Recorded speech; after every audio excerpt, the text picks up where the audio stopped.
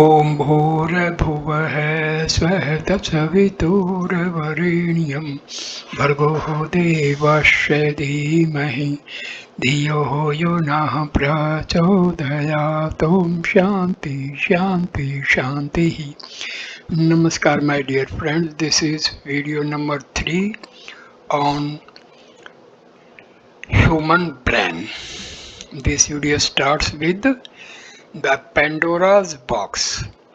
The placement of the brain at the top of the human body matches with the superiority of its role as compared to the other organs.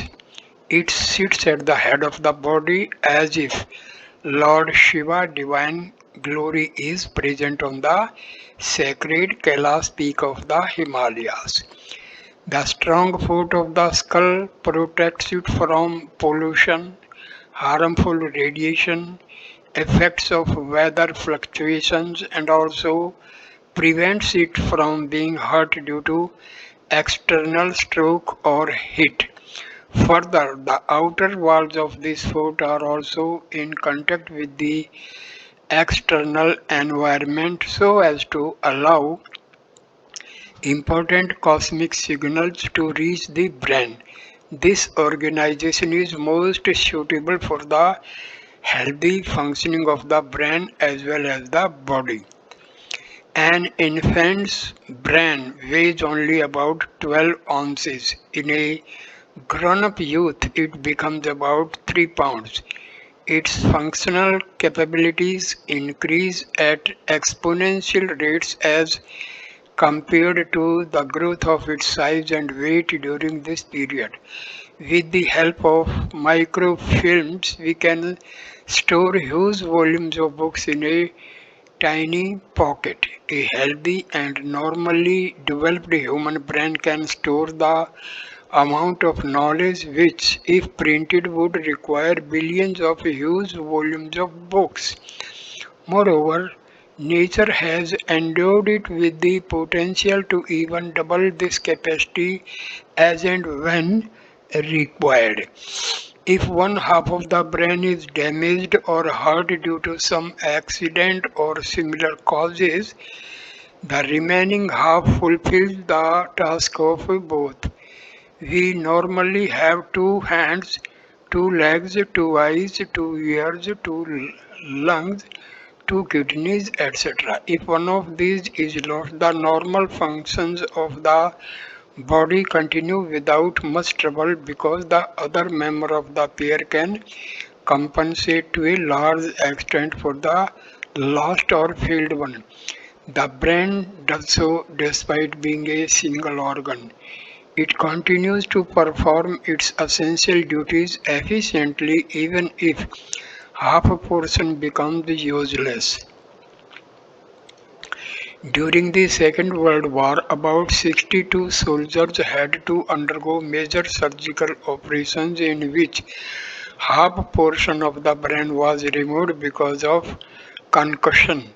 It was feared at the time that even if they survived, the memorizing capacity and efficiency of their brains would also be halved after such an operation. However, such apprehensions were found to be baseless, as the half brains of these soldiers worked normally like the complete ones. Size, weight, or physique of the body might be a good measure of its physical strength to some extent. However, that is certainly not the case with respect to the potentials of the brain. The brain of an elephant weighs about 10 pounds and that of a human only 3 pounds. But we all know that an elephant is not intelligent at all as compared to a normal human. Intelligence is found to be associated with the connectivity of the neurons in the cortex. More the number of active connections among these neurons, the higher will be the efficacy of information transmission and retrieved through them. The principle of cooperatively assures progress in every field of life. That is also the basis of intelligence can be easily seen in the structure and functional adaptability of the interconnected neurons. The human brain controls every activity of life. The domain of its regulatory tasks ranges from the body functions to mental faculties and from the wonderful creations of imaginations to the depths of sentiments and subtler fields of emotions and acumen. Every kind of experience is stored in its memory. Only the intelligent machinery of the brain performs the functions of reasoning, planning, and decision making. Whatever be the external structure, appearance, and activity of the body, the basic source of control of each and every component and function of the body lies in the brain. All the macro and micro level physiological, biochemical, cellular, and molecular activities inside the body are conducted under its regulatory mechanism. It is the core of the origin, cultivation, and culmination of the endeavors and tendencies of inclination towards philosophy, science, business, technical skills, art, music, adventure, etc. What is the present level of one's personality and what it would become in near future?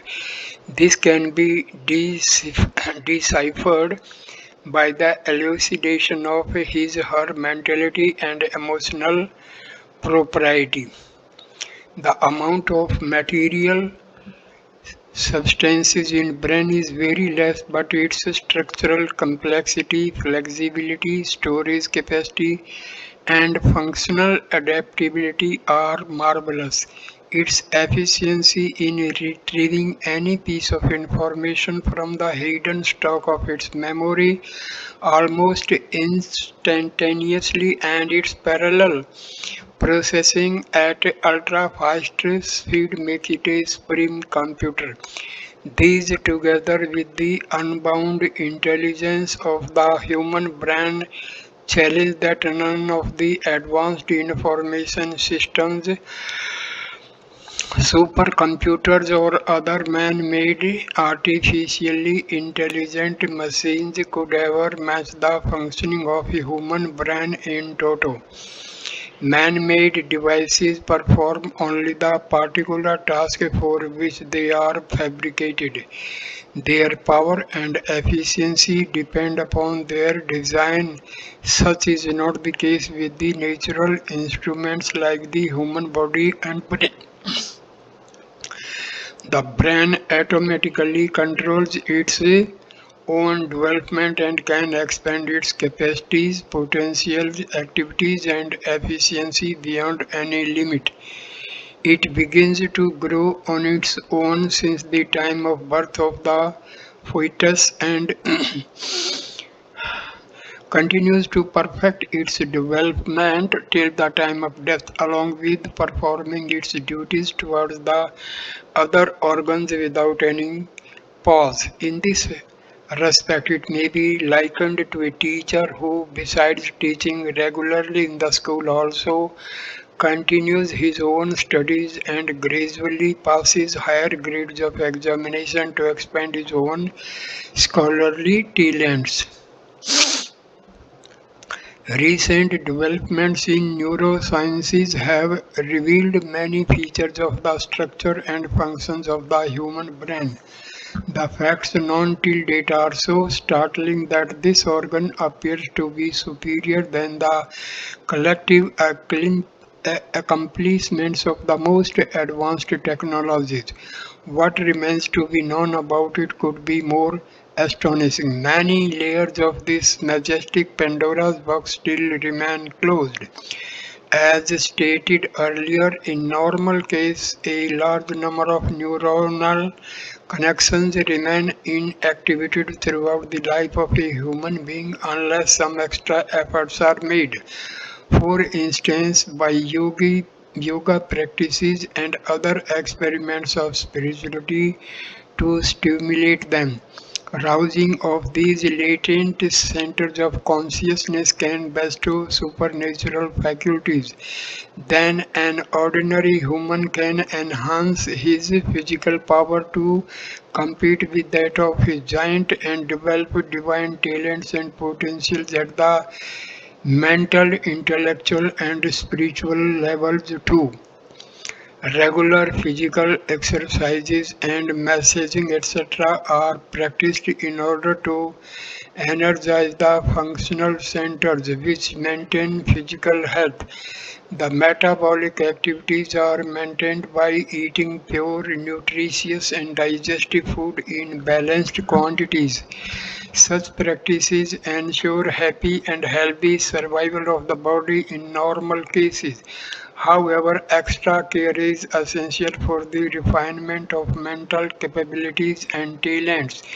The food intake of a person engaged in such an endeavor should be pure and austere and should also be changed by subtle energy. The latter helps stirring and arousing the reservoir of consciousness existing in the brain. The food of one's own refined thoughts, sentiments, and inner strength catalyzes the actions of the subtle energy. The external means useful in this regard consist of dedicated endeavors, sadhanas of practicing truth, austerity, and penance in every aspect of life, ascetic contemplation, and swadhyaya coupled with the sadhanas of spiritual elevation.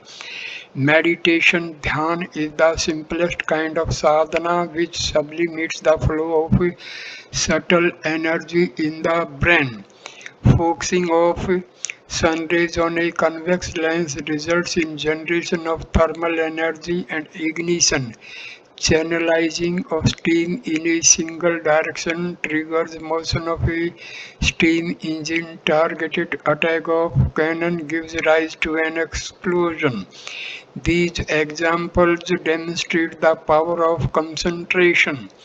A large number of bioelectrical impulses and energetic currents continuously flow in the human brain. Focusing these to refine and strengthen specific quality of mind is accomplished by a dhyana sadhana.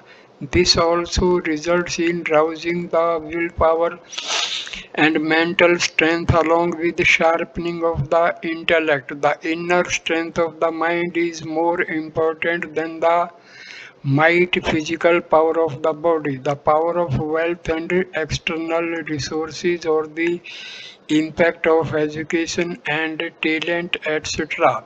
One can rise up to those heights of development which are unimaginable in today's world and gracefully culminate the personality with the help of the awakened inner strength of the mind. Let the right side brain think too. In terms of anatomy and physiology, the structure and basic functions of the brain is the same in all human beings. Then what is the reason that some people become scientists, some artists, writers or otherwise talented and some do nothing? Some are intelligent to the level of genius while some are dullard or booby. The intellectuals and thinkers of all ages have addressed this issue. Mr. Betty Edwards writes in her book entitled Drawing on the right side of brains that the right side hemisphere of the brain is found to be more active in the people who are endowed with creative talents. As such, the left and right parts together constitute the complete brain. However, the right side of the brain is found to be relatively more developed and active in the people having investigative mind with sound reasoning and insight. It is really beyond the capacity of a human skill to comprehend the amazing features of the brain or decipher why the eternal creator had given special roles to the two halves of a single organ.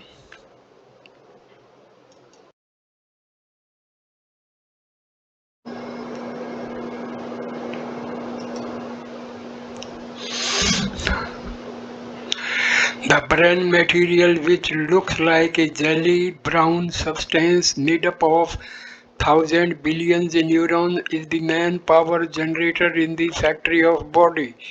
It is million times better than the supercomputer of the most advanced generation. Its processing unit CPU receives, recognizes and processes several bioelectrical signals simultaneously in a matter of just a few microseconds. Bioelectrical signals are processed continuously in an active brain at a high speed of over thousands per second. They constitute the basis for the recognition and processing as per the information impulses received from the sense organs. The brain automatically produces the energy required for its own processing and continues to work efficiently without any rest throughout the normal life of a human being. The right hemisphere of the brain has been of special interest to the neuroscientists and psychologists of the modern age. Dr. Stanley Engelbert has written a thought-provoking article on this topic in the July 1988 issue of Reader's Digest. In this article entitled Are You Thinking Right? He has described significant aspects of the unique role of the right side of the human brain. He states most of us do not realize the immense potential inherent in our own self. We are not able to drive our intellect righteously. This is the reason why we are deprived of those qualities which most of the talented great personalities possess as natural endowments. Although it is not necessary for people in general to know the detailed structure of the brain or analyze the positions and processing of special functional centers in it. It would, however, be beneficial for all the people to be aware of how to make the best use of these precious organs to refine and rouse the mental and intellectual talents. The learned writer further describes that it is well known that the right hemisphere of the brain controls the motor and sensory activities of the latter half of the body, and the left hemisphere does that for the right portion of the body. The right side part of the brain is considered to be the functional center for artistic talents, soft emotions and creativity, and its left counterpart is thought to govern talent, skillful activities, and extraordinary memory. However, it is not found to be so in our daily activities. When we try to collect where a particular object was kept, recall a person whom we had met earlier, or perform similar task of retrieving the memory, we make more use of the right brain as compared to the left. In the awakened state of the body, that is for about 16 hours of a day on an average, when the conscious mind is active, the shift to right process is carried out by the corpus callosum. This process requires about 50 watts per hour in a normal person's thinking.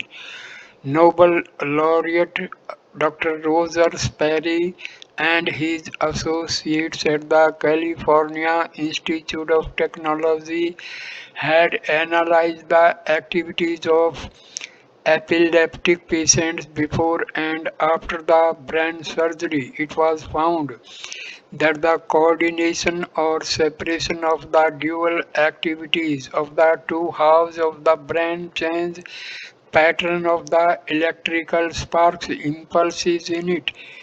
A split brain syndrome was developed in the patients when the center connecting the left and the right halves of the brain was cut during surgical operations.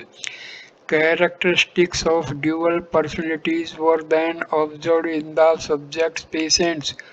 Moreover, because of lack of mutual cooperation and systematic organization and fine turning of the intellectual functions of the two hemispheres of the brain, such people were unable to make use of the specific talents they possessed. Similar kinds of observations made in several neurological research laboratories have led to drastic change in the classical views about the role of the two halves of the human brain.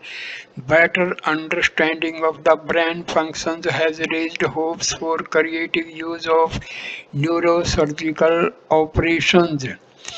People in the Indian society by and large force their lefty children to use the right hand instead of the left for most of the essential tasks including eating, writing, etc.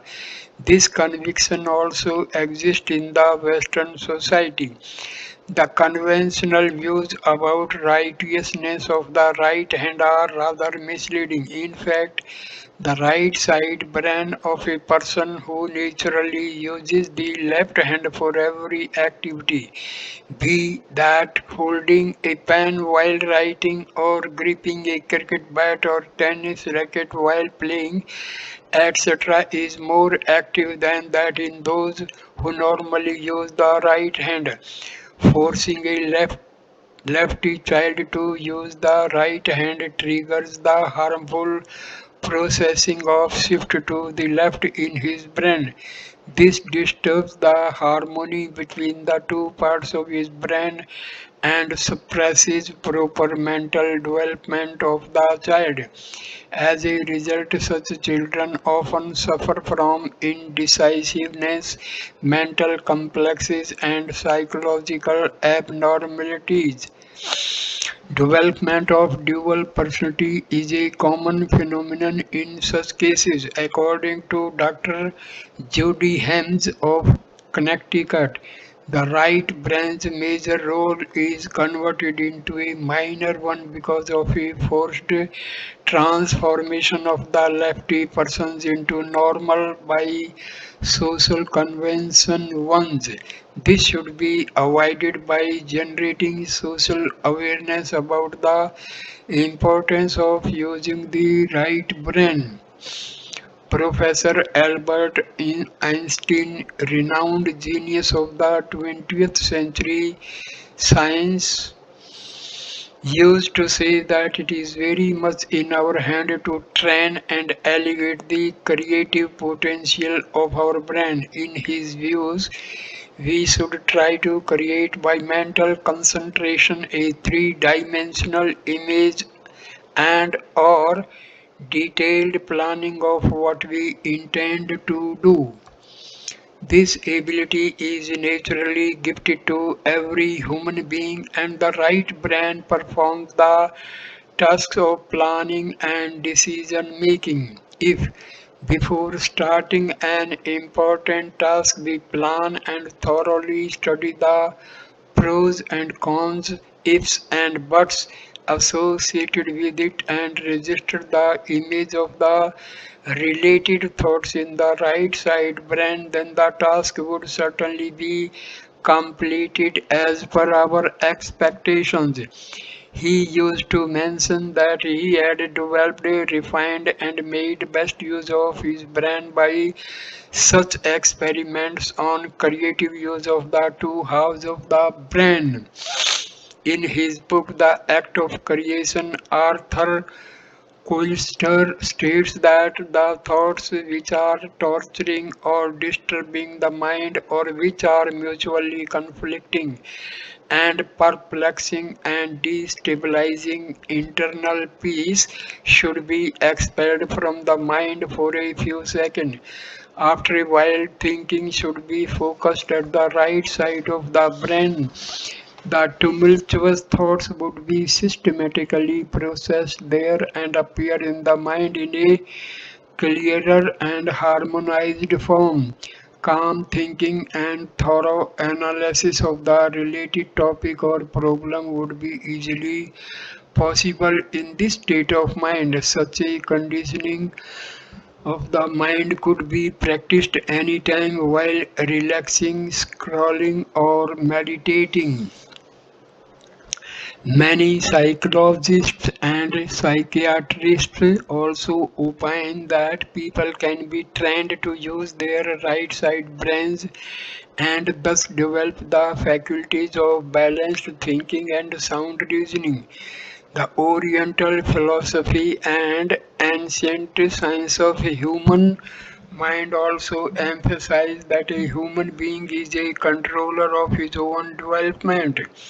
He can rouse the dormant talents and make best use of his mental faculties by realizing the potentials of his right side brain. Negligence of this half of the brain or improper use of its creativity is one of the major causes of the insignificant development of one's personality. We must therefore learn to activate this core of creative talents and intelligence and harmonize it with the left side brain with the help of simple spiritual practices like dhyan meditation. When one mentally concentrates on specific objects and links it with contemplation of divine ideals during deep meditation, his consciousness gets linked with the subtle world. Gradually, his inner eyes, the centers of latent intellect, are awakened. If one sincerely performs such experiments at a regular pace in daily life, there is no reason why one would not be able to refine his intellect and activate some portion of the unused 93% of the real potential of his brain. It should always be beared in mind that righteous thinking and integrity of character are the key factors in supporting the elevation of intellect by any practice of conditioning and harmonizing the activities of brain.